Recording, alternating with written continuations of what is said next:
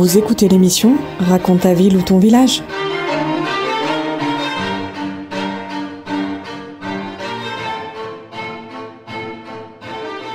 Bonjour à tous et à toutes, bienvenue sur KTB Radio.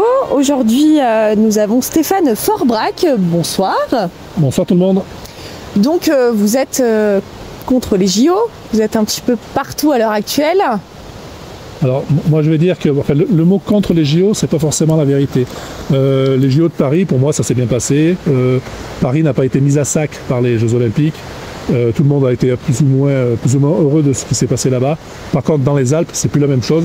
Les JO dans les Alpes, pour moi, c'est une hérésie. C'est quelque chose qui va nous foutre nos territoires en l'air et surtout qui va mettre beaucoup de pognon, alors qu'on aurait besoin d'en mettre beaucoup ailleurs et qu'il en manque énormément dans des secteurs majeurs comme l'éducation, l'environnement, la recherche et autres secteurs. Donc il y a eu déjà le collectif Nos JO qui est présent dans les Hautes-Alpes depuis quelques temps et d'autres qui sont rajoutés. Donc le collectif Nos JO, c'est les premiers qui ont commencé à être activistes sur le sujet. Ça fait dès qu'on a entendu parler du projet JO, il y a quelques gens plutôt du sud du département qui se sont réunis et qui ont commencé à faire parler à émettre des doutes sur la possibilité de réaliser un projet comme ça dans les Alpes. Ils ont plutôt mené des actions d'activistes. Ils se sont montrés sur les ronds-points, par exemple en skiant sur le goudron. Pour faire parler d'eux. Ça a marché, puisque grâce à eux, la cause est remontée un peu partout dans les rédactions des journaux en France. Il y a même des journaux télévisés qui en ont parlé. Donc ils ont fait le job. Et de ce côté-là, moi je les en remercie. Alors après, moi j'étais plutôt en périphérie de ce groupe-là. Quand il y avait des tracts à faire, je tractais. Quand il y avait des manifestations sur le rond-point, j'y étais. Ou des manifestations à Grenoble. Mais sinon, j'ai pas été plus actif que ça dans ce mouvement-là. Et du coup, donc, vous faites partie, vous êtes au cœur du réacteur, comme vous aimez le dire, donc nos JO, mais ensuite... Voilà, donc pour moi, le cœur du réacteur, là, je parle surtout du côté géographique de la chose, c'est-à-dire le Briançonnais. C'est à Briançon qu'on doit accueillir des épreuves, donc c'est central. Alors après, on a jugé, nous, à quelques-uns, que du côté des nos JO, ce qu'ils faisaient, c'était super bien, mais qu'il fallait aussi multiplier les axes de communication sur ce projet-là. Donc on a commencé à monter ce que j'appellerais un collectif axé principalement sur le juridique et sur le financier. C'est-à-dire qu'on allait regarder dans les contrats, dans tout ce qui lie les partenaires de ce projet-là, et on a trouvé des choses qui n'étaient pas forcément légales, et donc on s'est attelé à essayer de contrer ce contrat et d'autres sujets à l'intérieur de la galaxie olympique. Et pour Briançon, donc la mairie parle d'enjeux économiques, écologiques. Pour vous? Alors oui, ça moi j'entends. Bien sûr qu'à Briançon, on a plein d'enjeux économiques et plein d'enjeux écologiques, ça c'est certain. Alors on va parler de l'enjeu économique. Alors on nous dit, voilà, si on n'a pas les JO, on ne peut pas se développer, l'emploi va morfler, ça va poser des problèmes si on saute pas sur l'occasion pour se développer. Alors moi ce que je réponds, c'est qu'aujourd'hui dans le Briançonnais, on a deux grosses stations qui s'appellent Montgenèvre et la station de Serre-Chevalier, qui vont très bien parce qu'il n'y a plus de neige ailleurs. Donc en fait toute la clientèle physiquement se rabat sur nos stations à nous. Chaque année ils augmentent le chiffre d'affaires. Globalement les commerçants, les artisans, tout le monde bosse. Donc la question est, est-ce qu'on a besoin d'injecter énormément, je dis bien énormément d'argent public pour soutenir un secteur qui va déjà très bien? Donc notre réponse à nous c'est non. Oui. Et concernant l'écologie maintenant? Alors l'écologie, il est évident qu'ici, au point de vue écologique, on est quand même impacté par le tourisme. Alors je précise au passage que moi je n'ai rien contre le tourisme. Ce que je critique surtout, c'est le surtourisme. C'est-à-dire qu'au bout d'un moment, quand il y a trop de monde au même endroit, dans des espaces qui sont assez restreints, comme le pays briançonnais, là on commence à accuser le coup. Donc y compris les touristes là sur les pistes, j'ai vu dans un reportage télé, je ne me rappelle plus la chaîne, où les gens disent, voilà, nous, ça fait 10 ans qu'on vient à Briançon, on voit qu'il y a de moins en moins de neige, on aime bien l'environnement, mais il y a du monde partout, Du coup, ça commence pour eux, ça commence à coincer. Donc on se dit que si on continue comme ça va coincer pour tout le monde. Et après, il y a la faune, la flore, enfin, plus on met de monde au même endroit, plus ça craint pour l'environnement, c'est l'évidence même. Et les JO, donc on sait très bien que les JO, ça a toujours fait ça, c'est historique. Les JO, c'est un énorme flash sur les territoires qui les accueillent. Donc ça veut dire que ça va attirer encore plus de monde. Bon, déjà le Tour de France pour ça. Oui, mais le Tour de France, c'est 2 jours. Et ensuite ça s'estompe. Tandis que les JO, on reste olympique à vie. Et donc l'étiquette olympique, elle porte. Surtout qu'on va dire que c'est plutôt... l'olympisme, ça attire on va dire une forme de clientèle qu'on n'a peut-être pas forcément ici. Les gens sont peut-être plus attirés par le mot. On va dire qu'il y a une certaine part de snobisme derrière. Donc ça va attirer une clientèle plus haut de gamme. Alors c'est ce que veulent les gens du coin. Hein. Le problème, c'est qu'en échange, là aujourd'hui déjà, on n'a plus personne qui peut se loger dans le Briançonnais parce que les logements sont trop chers.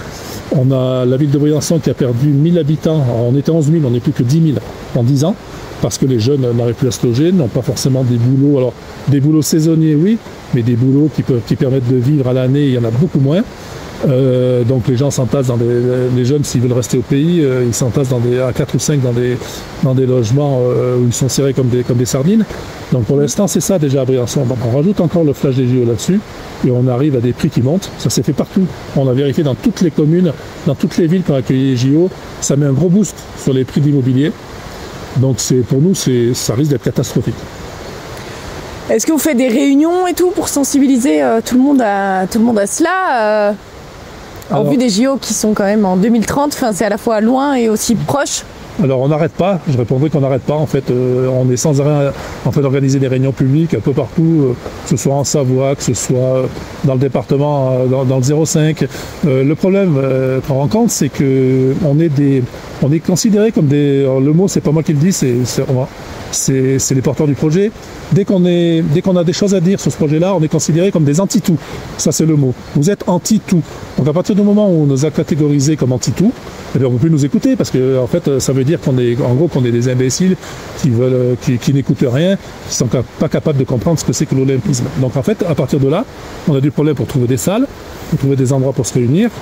Donc on a l'exemple de la Passa à l'Argentière, une association locale qui a toujours pu trouver des salles. Là, ils ont voulu réserver une salle sur la commune de l'Argentière, l'ABC, donc une salle communale. Quand ils ont demandé la salle, on leur a dit oui, il n'y a pas de souci comme d'habitude. Par contre, quand ils ont dit que c'était pour les JO, c'était simplement une soirée.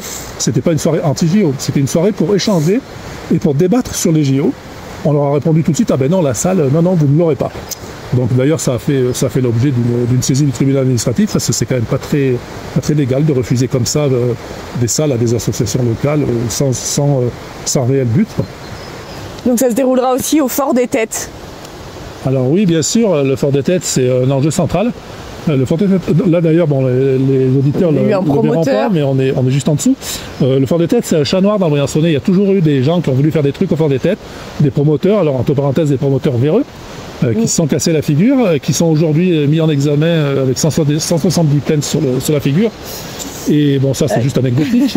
Mais donc maintenant on bascule sur un projet de village olympique. Alors ce que dit la mairie, c'est que c'est une friche urbaine qui n'est pas utilisée, ça c'est vrai, on est d'accord. Ensuite ils disent qu'il faut vite la réhabiliter parce qu'elle est en train de tomber en ruine. Ça c'est complètement faux. Ça c'était un peu la réalité il y a 20 ans.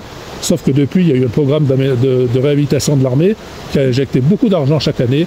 Et il se trouve qu'aujourd'hui, le Fort des Têtes, les bâtiments sont couverts, les murs sont impeccables. Il reste un programme de réhabilitation des remparts qui suit son cours. Donc ça veut dire que sans rien faire là aujourd'hui, certes avec l'argent de l'État, on peut réfléchir, on peut prendre le temps de réfléchir, de savoir ce qu'on peut faire du Fort des Têtes à Briançon. Alors le village olympique, déjà, c'est super mal placé, c'est loin de tout. Le CIO exige qu'on sécurise les accès. Or aujourd'hui, les accès du Fort des Têtes, c'est simple, il n'y en a pratiquement pas. Il y a un petit accès routier qui est complètement défoncé. Et on a aussi donc l'obligation de sécuriser, c'est-à-dire d'avoir 2 accès. Alors le deuxième accès, c'est quoi? Ce sera ce qu'on appelle un ascenseur valéen, qui est un téléphérique en gros qui monte du centre-ville jusqu'au Fort des Têtes. Or, il se trouve que pour nous, ce n'est pas un équipement qui est nécessaire si on ne fait pas le village olympique, déjà. Deuxièmement, ça va centraliser les voitures au départ de la télécabine avec un parking qui est prévu. Donc partout en France, on chasse les voitures de l'intérieur des villes. Nous, on fait le contraire. On va y mettre les voitures dans des parkings et on va attirer du monde. Et à terme, ce qu'on craint, c'est que la liaison qui va jusqu'au Fort des Têtes puisse aller jusqu'à la station de Montgenèvre. Et là, ce sera plutôt dramatique, c'est-à-dire qu'on deviendra le parking de la station de Montgenèvre. Et également, qu'est-ce que sera la suite de ces villages olympiques qui sont beaucoup aussi abandonnés? On l'a déjà vu sur plusieurs villages. Voilà, donc chez nous, on nous promet déjà un deuxième. Alors, c'est vrai que ça fait deux chantiers. En fait, il y a le premier chantier pour le village olympique, et ensuite il y a le deuxième chantier qui est destiné à en faire quelque chose après olympique. Alors ça s'appelle, enfin le beau mot, le grand mot, c'est l'héritage. Le CIO nous sert ce mot-là partout, les porteurs de projets, les politiques, on entend ça partout, l'héritage. Donc pour nous, les Briançonnais, l'héritage, ce serait quoi? En fait, aujourd'hui, on a juste des bribes de phrases. Alors on nous sert des belles choses, on nous dit voilà, on va faire du logement social, on va faire des logements pour saisonniers. Alors c'est vrai que dans Briançon, on a vraiment besoin de logements sociaux et de saisonniers. Là, je ne dis pas en plaisantant, c'est la réalité.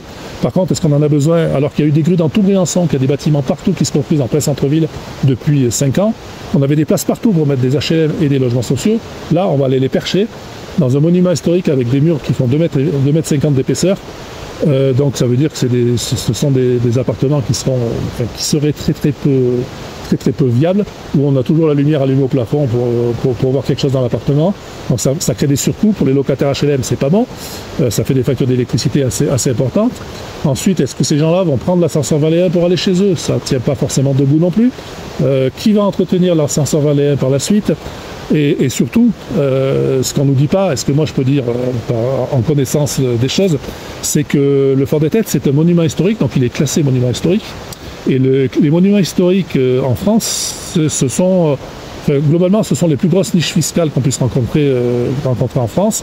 Ça veut dire que toute personne, alors plutôt fortunée, qui investit sur un fort comme ça pourra défiscaliser à gogo, c'est-à-dire ne pas payer d'impôts pendant au moins 17 ans s'il garde son bien pendant 17 années. Donc ça veut dire que l'avenir, c'est quoi sur le Briançonnais? C'est d'y installer là-haut des gens, c'est-à-dire de prendre l'héritage des Briançonnais pour y installer des gens qui sont plutôt fortunés, donc ça va exclure pratiquement tous les Briançonnais.